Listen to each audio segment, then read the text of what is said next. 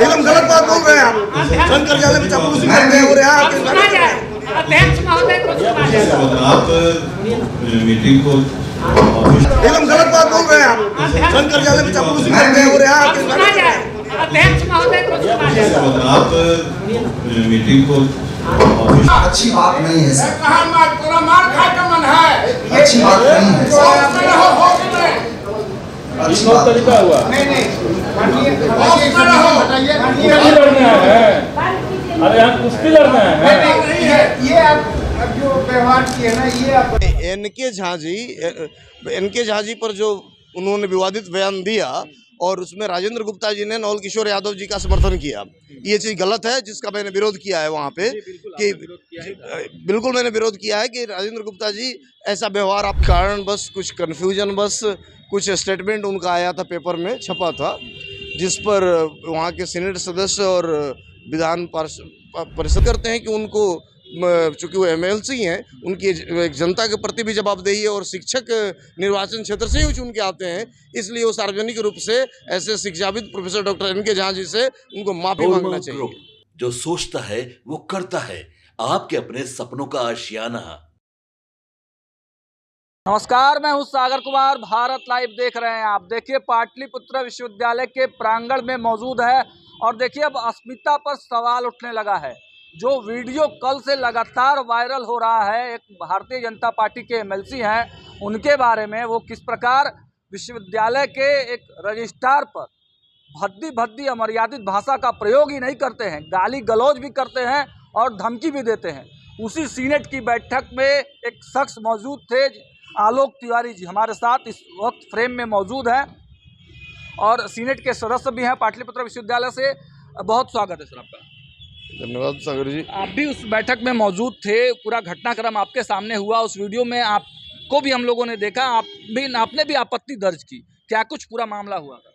देखिए, पाटलिपुत्र विश्वविद्यालय के कुलसचिव और पाटलिपुत्र विश्वविद्यालय के कुलपति, जैसा कि उन लोगों ने बताया मंच से कुलसचिव ने कि कुछ कारण बस कुछ कन्फ्यूजन बस कुछ स्टेटमेंट उनका आया था पेपर में छपा था जिस पर वहाँ के सीनेट सदस्य और विधान परिषद के सदस्य भी हैं प्रोफेसर डॉक्टर नौल किशोर यादव जी, उन्होंने कुछ बात कही और इसी में कहा सुनी हुई और उन्होंने उनको मारने तक की बात कर दी, जो कि बहुत ही शर्मसार करने वाली घटना है, बहुत ही कलंकित करने वाली घटना है।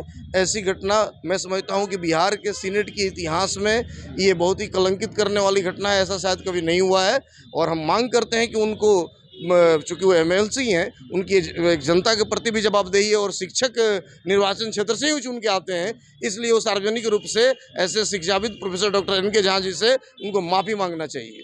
अच्छा, उनके पीछे हम लोगों ने देखा कि राजेंद्र गुप्ता भी थे, वो भी उनका एक तरह से समर्थन ही कर रहे थे और आपने कहा तूतू में तो एनके झा ने तो कुछ बोला नहीं था, बोलना शुरुआत में इन्होंने शुरू किया, तू तड़ाकी भाषा की शुरुआत की, तो मतलब ये पूरी तरह से देखिए नहीं एनके झा जी पर जो उन्होंने विवादित बयान दिया और उसमें राजेंद्र गुप्ता जी ने नौल किशोर यादव जी का समर्थन किया, ये चीज़ गलत है जिसका मैंने विरोध किया है वहाँ पे कि बिल्कुल मैंने विरोध किया है कि राजेंद्र गुप्ता जी ऐसा व्यवहार आप नहीं कर सकते हैं, खासकर जिस प्रोफेसर को, क्योंकि आप भी कॉमर्स के शिक्षक हैं, वो भी कॉमर्स के शिक्षक हैं, जिस वैचारिक नर्सरी से आप आते हैं उसी से वो भी आते हैं और उन्होंने उनको आप मोर देन 20-25 ईयर से उससे ज़्यादा कई वर्षों से आप जानते हैं उनको, आप ऐसा उनके साथ व्यवहार नहीं कर सकते, जिसका मैंने कड़ा विरोध किया था। आलोक जी, आप तो लगातार बहुत वर्षों से सीनेट के सदस्य रहे हैं, इस प्रकार की बैठकों में शामिल होते रहे हैं, छात्र तो हल्ला हंगामा करते हैं, लेकिन एक माननीय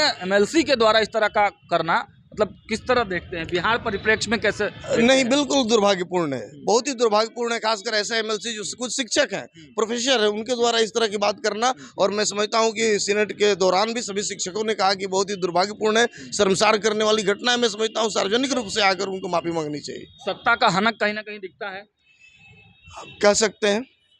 भारतीय जनता पार्टी की सरकार है, हालांकि भले ही गठबंधन में है, लेकिन आपको लगता है कि भाजपा को इसमें आगे बढ़कर, दिलीप जायसवाल को आगे बढ़कर कार्रवाई करनी चाहिए? निश्चित रूप से आगे बढ़कर कार्रवाई करनी चाहिए, उनके पार्टी के लोगों को भी पूछना चाहिए कि ऐसा उन्होंने क्यों बयान दिया। आप एबीवीपी मतलब पृष्ठभूमि से रहे हैं, विद्यार्थी परिषद में आप दायित्व में रहे हैं, तो क्या विद्यार्थी परिषद के तरफ से क्या कुछ डिमांड किया जा रहा है इस विषय देखिए, को लेकर? विद्यार्थी परिषद तो हमेशा ज्ञानशील एकता की बात करती है और किसी भी शिक्षक के साथ अगर अमर्यादित आचरण होता है, कोई अगर करता है तो उसका कड़े शब्दों में विद्यार्थी परिषद इसकी निंदा करती है और उनसे पुनः मांग करती है कि ऐसे एमएलसी को कुलाधिपति से मांग करती है कि ये सीनेट में आने से रोक देना चाहिए, ब्रेक लगाना चाहिए। इस्तीफा देने की जो मांग है वो किया जा रहा है, सोशल मीडिया पर ट्रेंड हो रहा है। देखिए, जहाँ तक बात इस्तीफा का है तो ये तो डिसीजन लेना है विधानसभा परिषद के सभापति को, लेकिन मैं समझता हूँ कि जिस पृष्ठभूमि से वो आते हैं ये उनके लिए बहुत ही, जितना भी इस बयान की कड़ी निंदा की जाए उतना मतलब निंदा की जाए उतना कम है। और साथ ही साथ मैं ये जरूर मांग करना चाहूँगा कि ऐसे लोगों को, कुलाधिपति को आगे सीनेट में आने से रोकना चाहिए। कई छात्रों का यह डिमांड है, छात्र नेताओं का यह डिमांड है कि डिमांड ने एक तरह से अल्टीमेटम है कि हम लोग सड़कों पर उतरेंगे, पुतला फूकेंगे। क्या विद्यार्थी परिषद का भी ऐसा कोई प्लान है? देखिए, विद्यार्थी परिषद का क्या प्लान है ये तो अभी की बात नहीं है, ये बात में डिसाइड होगा, जो डिसीजन होगा तो हम लोग बताएंगे, सार्वजनिक रूप से कह के ही होता है। अभी तो फिलहाल ऐसा नहीं है।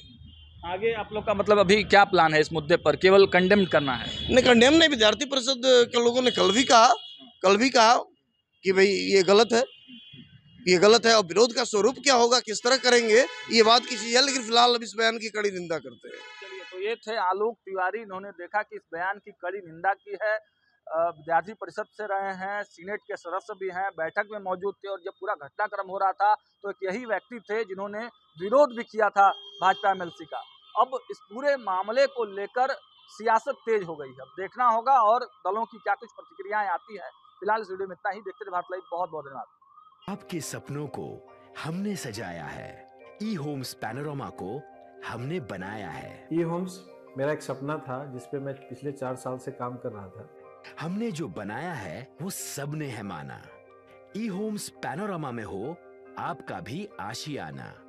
और फाइनली हमने 2021 में इस प्रोजेक्ट को लॉन्च किया। बहुत लोग अप्रिशिएट कर रहे हैं कि पूर्णिया जैसे शहर में, बिहार के, एक तो बिहार की बात करें उसमें भी पूर्णिया जैसे छोटे जगह में इस तरह का लाइफस्टाइल देना, ये सुन के हम लोगों को बहुत अच्छा लगता है। ई होम्स में हमने कुछ और भी किया है, जैसे हम जिस जगह में रह रहे हैं हमारे फैमिली सिक्योर हो, उनको सिक्योरिटी का ध्यान में रखा है। आपकी सुविधा और सुरक्षा आपके लिए खास है, ये आपका विश्वास है। इसमें आर्टिफिशियल इंटेलिजेंस का 7 लेयर सिक्योरिटी का हमने इस्तेमाल किया है। लस ग्रीन कैंपस को बनाया है। यदि हमारा बाउंड्री वाल है तो वो वर्टिकल गार्डन है। ये जितनी भी फैसिलिटी होता है एक इंटरनेशनल टाउनशिप में ई होम्स है, ये हम लोग विश्वास नहीं कर पा रहे हैं। जो भी हमारे मित्र, दोस्त या जो भी हमारे बाहर के बाहर आते हैं तो हम लोगों को बहुत अच्छा सुनने को मिलता है और बहुत अच्छा क्रेडिट मिल रहा है। वो सारा हमने सिर्फ एक बिल्डिंग नहीं बनाया, हमें एक बहुत अच्छा लाइफस्टाइल दिया ई होम्स में, और मेरा एक सपना था जिसको मैं आज फुलफिल होते हुए देख पा रहा हूँ। ये आपका आवास है। ई होम्स पैनोरामा में अब आपका निवास है। E Homes Panorama, luxurious lifestyle redefined. Panorama Group, जो सोचता है वो करता है। अगर ये वीडियो पसंद आई और वह बिहार के राजनीति और बिहारियत से सरोकार रखेनी तो सब्सक्राइब बटन दबा के चैनल के सब्सक्राइब कर ली। ओजे एगो घंटी बा, ओकरा बटन दबा देला से कुल सटीक और मारक खबर रुआ मुफ्त में मिल जाई। अगर रुआ पत्रकारिता के हमनी के नया प्रयोग में सहयोग कर चाहतानी तो ज्वाइन बटन दबा दी।